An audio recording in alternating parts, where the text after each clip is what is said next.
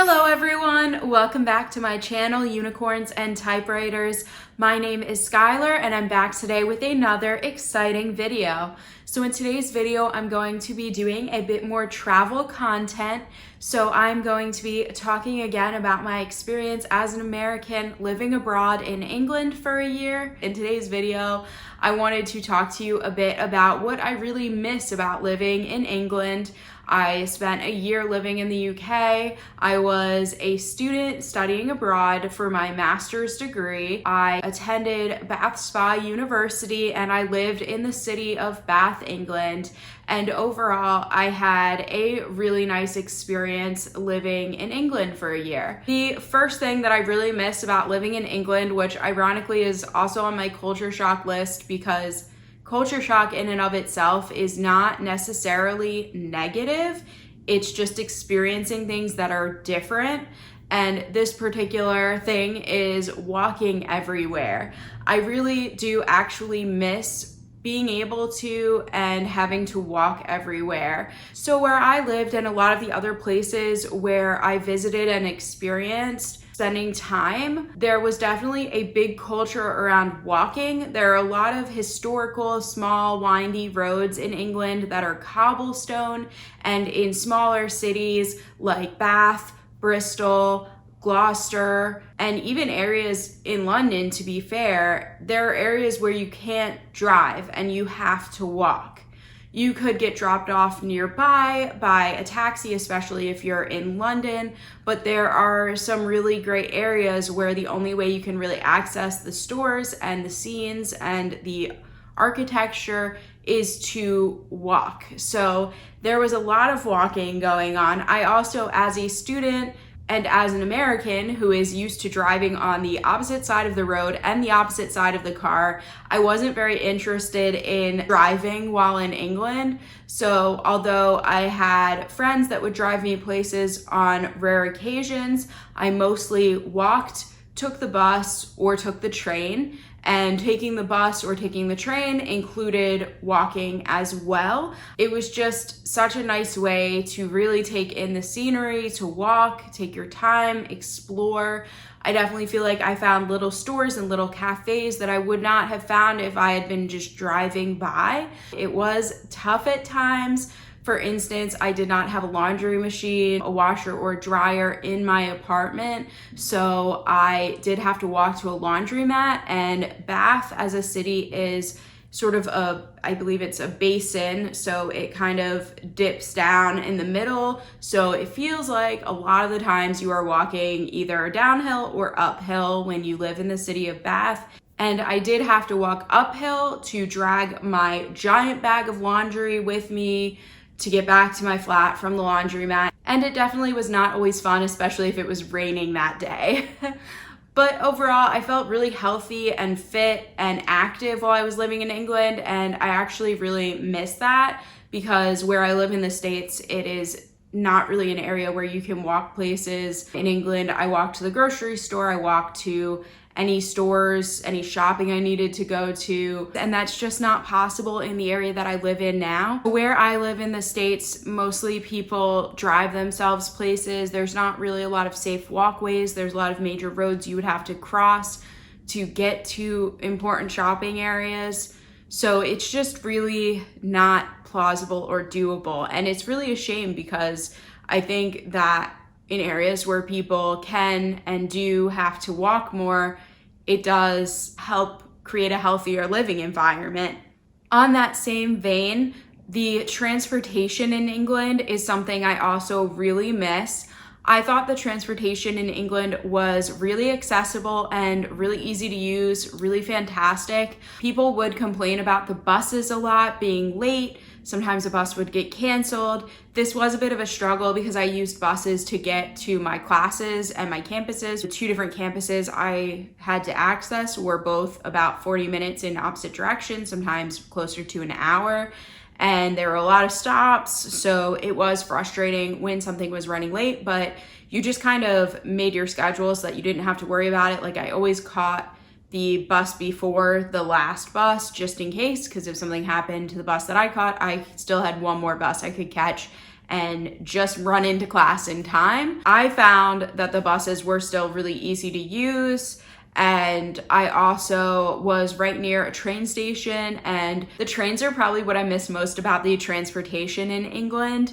They are so easy to use, so clean, and on top of all of that, they're so clear about the stops. They announce every stop ahead, like a couple minutes before they get there. They announce it when they do get there. There always felt like there was ample time to get on and off the trains.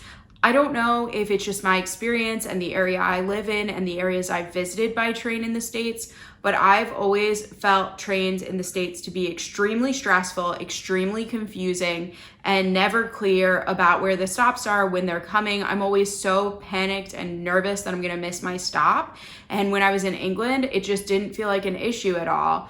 And I also feel like trains in the US, I always feel like they're kind of dirty and gross. And in England, they just seemed so clean and nice and well taken care of. And I loved that I could really easily get on a train. Living in Bath, I just had an hour-and-a-half train ride to London. I took shorter train rides to meet people in different areas who I went to classes with, who then drove us somewhere from whichever train stop I met them at. So it was really, really just a great experience. The transportation was just so smooth and easy to use and accessible. And I really, really loved that about living in England. It was just so easy to travel. I also really miss the antiques, the old architecture, just the age and history behind so many things that you can see in England. And it wasn't just like public architecture and museums. It was even, for me, being a book lover, I would go into a used bookstore and I could hold in my hands a book from like 1500, like the year 1500. And that was amazing to me because in the States, we just don't tend to have things that old. I would also go to these antique markets because I love going to that type of thing. And I collect skeleton keys, old skeleton keys. So in the States, the oldest skeleton keys I had ever been able to find and kind of date were from the Victorian era. And while I was in England, I found keys and bought keys from these antique markets that were from the Georgian era. And I thought that was so cool to get keys that were even older than the Victorian era, because in the States, that felt like the oldest I could find. And I was so excited when I found those. And I had these really nice like antique shop owners talking to me about how you can tell the differences, which was so fun to get to learn. I don't know, that was a big deal to me. I know that's like weirdly specific, but the antique markets, like they would do a lot of like open air antique markets. They call them boot sales, where they do antique outdoor markets in fields out of the boot of their car being the trunk of their car. And it was just so fun going to those types of things and seeing antiques that were older than anything that I would ever see in the States. And that applies to books and of course architecture. And you know, there's old buildings in the States, there's definitely some beautiful historical landmarks, but obviously the architecture in England and Europe is just so much older, and there's just so much of it. It's just incorporated into your daily life. Like when I was walking around Bath every day, I got to see cathedrals and these beautiful architecture that's just dating back to like the Roman times. The city of Bath is called Bath because of the fact that the Roman baths are located there. There's a Roman bath museum and you can go see the ruins and what is left of some of these beautiful Roman baths. And it's just so cool. All of this artwork, architecture, books, antiques, it's all just so much older than anything you could find in the States. And as a history nerd, I just found it so exciting to have history incorporated into my everyday life, and history that was way older than any history I've been exposed to on a daily basis in the US. And I do miss literally having an old creepy cemetery around like every corner that I could just pop into no matter where I was. So on the same page of feeling healthy because I was doing so much walking and exercise, I also felt really healthy living in England. And this is something I miss, that the food in England, and I believe this is also true in a lot of Europe, has less artificial ingredients in it. So they have stricter rules about what can go in food and processed food. And we put a lot of weird artificial junk in our food in the States. I do feel like when I was living in England, I felt like I was eating a lot cleaner. And while I was living there, I felt like there was a lot more awareness about being humane to animals. So even though most people in England, from what I experienced, do eat meat, they do tend to care about where the meat is coming from. So it's unlike the States, there's not as much of the sort of mass producing. A lot of it comes from small farms. It's sourced from family-owned farms that treat their animals humanely. All the chickens and cows are all like grass-fed. There doesn't seem to be any options the way there are in the States, where you can still buy meat that you know is not coming from a good place. It's a debate for a whole other day as to whether eating meat at all is humane, but overall I did feel like there was a lot more awareness and conscious thought put into how animals are being treated and where meat and food is being sourced from. And I really liked that. I also feel like with the artificial ingredients, when I came back to the States after living in England for a little bit over a year, I could feel the difference, like with my stomach, with food. I had a lot of really bad stomach aches when I got home from England initially. And so I think that my stomach anyway was greatly affected by the difference and by being able to eat less artificial ingredients for a year. I think coming back to the States was really rough on my stomach for that reason. And I do feel sad about that. And I do make a conscious effort to eat as many whole foods, not processed foods, as I can. But unfortunately, some of it is really hard to avoid in the States. And I really miss the scenery of England just overall. And this also pertains to the areas I lived in. But there was just so many beautiful rolling hills and cobblestone streets. And the campus that I took my classes in literally looked like a miniature Hogwarts and had wild peacocks running around on the property. And it was just a beautiful, really picturesque experience that I had. And the scenery was just so amazing. Although I lived in a small historic city that was in fact a city, even though the buildings and the architecture was actually quite historical and quite beautiful, I could very easily get to nature. There are a lot of parks in Bath, and one of my favorite parks to go to was Prior Park. It is just absolutely gorgeous. I got to go there a couple times, and I would definitely visit it again if I went back. To both of the campuses for my university, the bus rides, there was just these beautiful scenic drives. I mean, once we left the city of Bath, in between arriving at the location and even at the locations, because both of my campuses were in more rural areas, for one being in a very kind of small town or village, as you might call it. There was just so much natural beauty. I used to just stare out the window on the bus the whole ride, listening to music. Sometimes I would read on the bus, but most of the time I would listen to music and just look out the window, because it was just such beautiful scenery of rolling hills and wildflowers. In the States, a lot of cities, you have to drive pretty far to find areas that are nature. I also live in an area where things are quite flat, so we don't get as much of the sort of rolling hills, and it's just really beautiful, and I do really miss the scenery in England.